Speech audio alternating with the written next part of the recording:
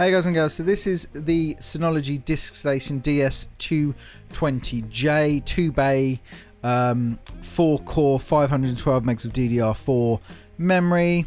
It's compact, quiet and energy efficient, powered by the DiskStation Manager. So this is quite a cool little NAS that I wanted to check out, and hoping to do some cool things with this. So the first thing I'm going to do is do an unboxing and setup, and then we're going to look at, in the next video, installing Apache and running a little website as a web server. We might try and get a Minecraft server set up and also an MB server. So a few things I might try and get done, hopefully. So unboxing it, we've got the quick installation guide. A nice little booklet, just talks you through how to get set up and started, and how to install the hard drives. The hard drives that you're going to need to get separately, and yeah, you can pick those up quite cheap, used it on eBay, or just get some new ones depending on your budget and obviously what you want to use it for. So that's pretty much in the box. You got the actual disk station, you got the power lead, you've got the power box, and of course it comes with an RJ45 cable. So this thing weighs in at 0.88 kilograms. It's got a 2-year warranty, which is always good to have. It comes with the sort of the screws and everything to attach the hard drives. Yeah, it's pretty cool. So it comes with the hard drive bracket, quick installation guide. So really cool. So taking it out, it's straight away, it's quite nice. It's very light, obviously, because it hasn't got the hard drives in. Some nice shiny white plastic going on there, and the Synology name in the side of the disk station. The rubber feet are quite nice as well, just keeps it quite stable. So you need to undo the screws on the back of the Synology box. There's a couple of screws that you'll need to use. Obviously make sure you got the right screwdriver, because that will help you a lot.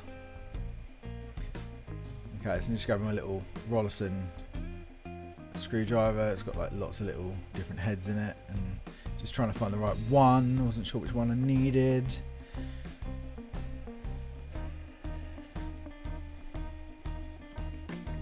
So this is like sort of the entry level disk station. They do some other ones which have slightly more memory.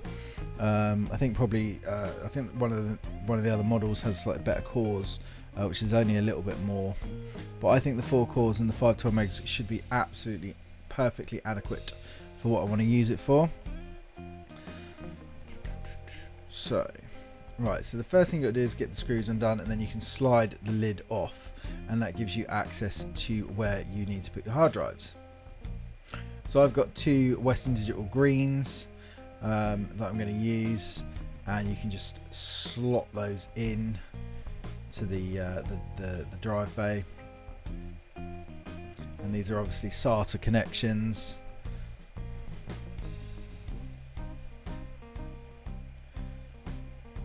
And just slotting them in. The little rubber screw guides will line up on the side, and you can just pop the screws that come with it through. Comes with a little bag of screws, which is nice.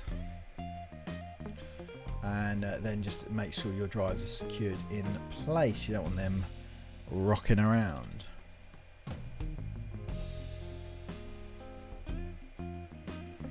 So let's skip this bit, so we all know how to put a screw in.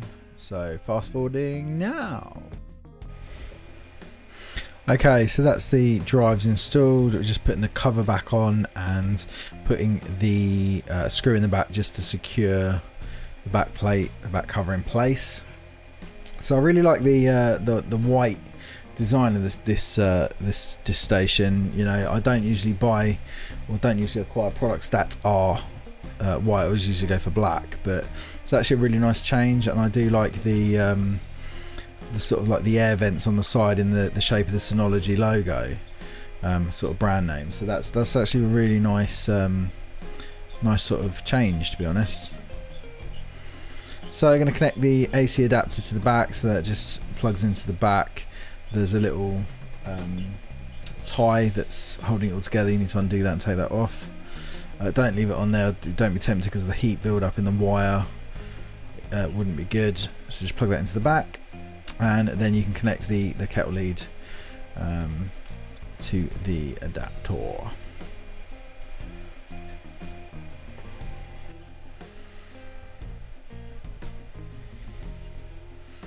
Okay, so we just get this all connected up, plugged in, get some power going to it, and we can start the sort of the software setup, get connected to it, and I'll show you how to do all of that.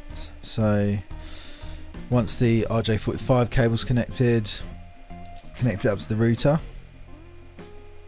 and then we're ready to power on. So we're just going to hit the power button, and it will take a few minutes. The power button will flash blue, and then we'll start to see some green lights on the front of the box. And as you can see, we've got all the green lights and the yellow status light flashing. So we're going to open our browser, and we're going to navigate to find.synology.com, and it will start searching and should hopefully find our DiskStation. So yeah, we can see, there we go. So it finds the Synology, hit the connect button. You can check that it's, you can check what IP address it's running on, MAC address and things like that. Click connect, accept the agreement, have a read of that,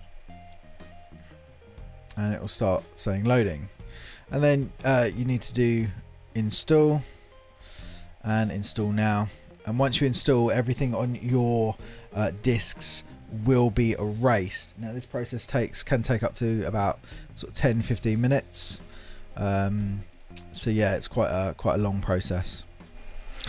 So you'll see the percentage, and then it will say it's restarting the system and give you a sort of a 10-minute timer. So it takes about 10 minutes to do that, and then it will reboot, and we should be able to continue.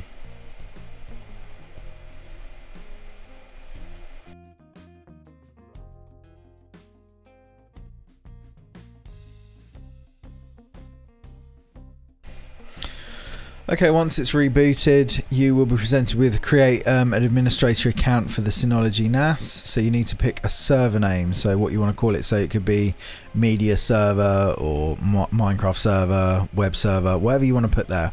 Create a username, give yourself a pretty strong password, confirm the password, and at the bottom you can see it gives you a password strength. Okay, so this will tell you how strong or weak your password is. Try to use a mixture of uppercase and lowercase letters, symbols, a few digits, and just don't use common things like your date of birth, your first name, surname, street address. Don't do things like that. Okay, and once you've done that, you can just hit the next button. And now you'll be asked to set up Quick Connect. So Quick Connect allows you to access the Synology without port forwarding from outside your network. You don't have to enable this, but it's it's useful. So you need to create a Quick Connect ID with a new Synology account unless you've already got one. So pop your email address in, pick another strong password. Don't make it the same as your administrator password. Okay, you can subscribe to the Synology news and announcements. And then just click next. You'll then be presented with the setup Quick Connect, and it'll ask you to log in. So you need to put your email address and password in that you've just created. But if you get an authentication error, it doesn't really give you much information on this. So you've put your password in, you've hit next. It's purely because what's happening, it's not giving you the correct error. It will just say authentication error, but what that means is your password's wrong. So you may have typed it in wrong, or it's just not right. So just reset it on the Synology site, and that solved my issue. You'll then see your Quick Connect is ready, and it'll give you the address you can navigate to, and you can drag the icon on if you want. You then install the recommended packages. I just click next, agree, and install. Make sure you read those warnings. You're all set, and your Synology device is good to go. So it takes a second, it applies all your settings, and it'll do any updates it needs, and then you're pretty much there. You can agree to the analytics if you want, send analytics off to Synology. Lots of tips, a few tips telling you things that, like where everything is. You'll get your resource monitor in the bottom right hand corner. You'll get your different file explorers where you can view your drives and things like that, which is very useful. So it creates some default storage locations like videos, photos and things like that. You've got the control panel where you control all your users and your groups. Make sure the admin and the guest is disabled, and it's just got my user that I set up. You can set up like file services, do lots of different things there, which is quite useful. And this is how you can connect to the Synology drive. So you can //Synology NAS, set all that up, and then you can just type that into your file explorer to navigate to your NAS system. There's a few other services, terminal, network settings, DHCP settings if you want to set a static IP address, some indexing services you can go through and configure. I'm not going to talk about all those today. This is just getting into the system and getting used to everything.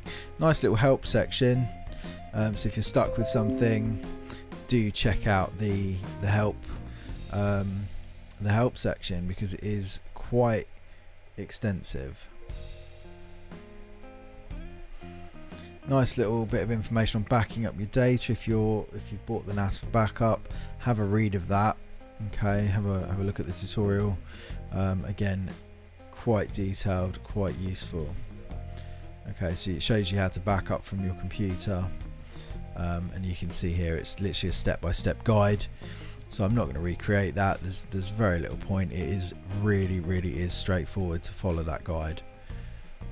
Okay, very nicely screenshotted the process for you, and you know it's a well laid out little help section.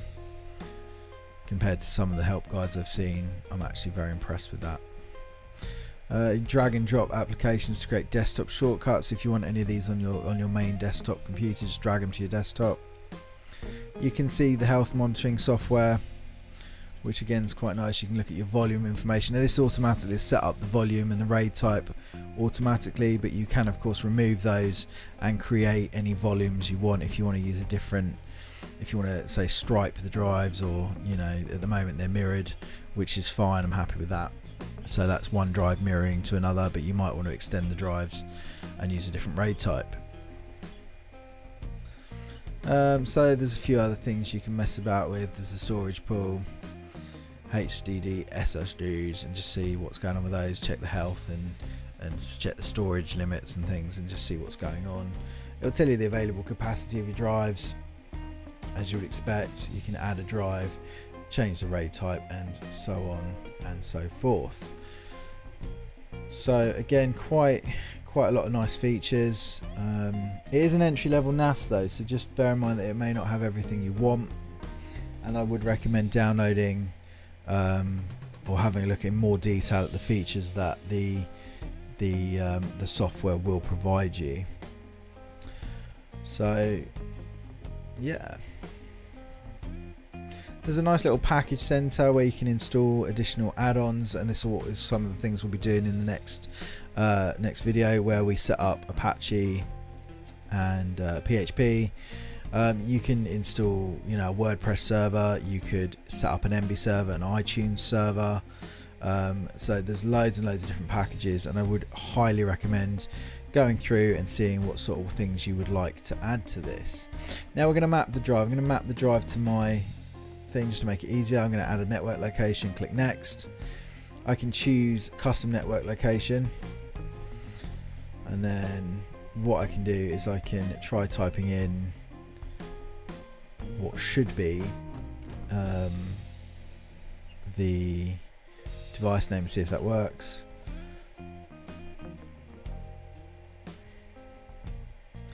for any reason it didn't, just click browse.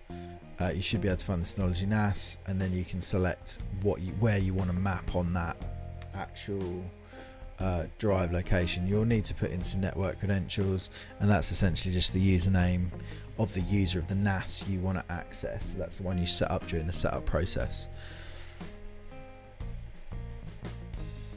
And on the actual NAS, you can actually say what drives you want. So you could add some drives to that if you want. I'm only adding the main drive. I'm not adding the pictures or anything like that. I'll save it into one sort of location, because that's all I want really. You know, one folder just to back up my data to. But we will be setting up some other files and folders later on, obviously, to go through some of the web server stuff. And of course you can just drop a document in, and I'll show you just that it is on the NAS. So let's have a look, and you can see you can always navigate back using the internal IP address if you want. Mine's set to 192.168.1.143, and port I believe is 5000. So gone to the home drive, gone to the user that I set up, and there's the text file that I've just dropped on. So quite nice. I'm only going to be using it for some basic things, so just bear that in mind. So but we will do the MB server setup. I know I've had a lot of people actually ask me how you do that, which is, you know, something that is quite important to go over. So yeah, very quick intro. If you want me to go over any other things, or you want anything else looked at in the software side of things, installing packages, if there's a specific package you'd like to know how to install, or you're having some technical difficulties with your NAS, drop a comment below and I'll try to respond to everyone. Things are a bit crazy at the moment. Obviously we've just gone back to school, so actually the schools are, you know, trying to deal with all the coronavirus advice and guidance from the Department for Education. So it's a little bit of a crazy time, but like I say, I will try to get some more videos up a little bit quicker, and address any needs you have. You know, you guys make the channel, and I appreciate every single one of you. So thanks a lot. I hope you've enjoyed the video. I hope it's helped you in some little way. Do let me know if there's something in detail you would like me to cover. Thanks for watching.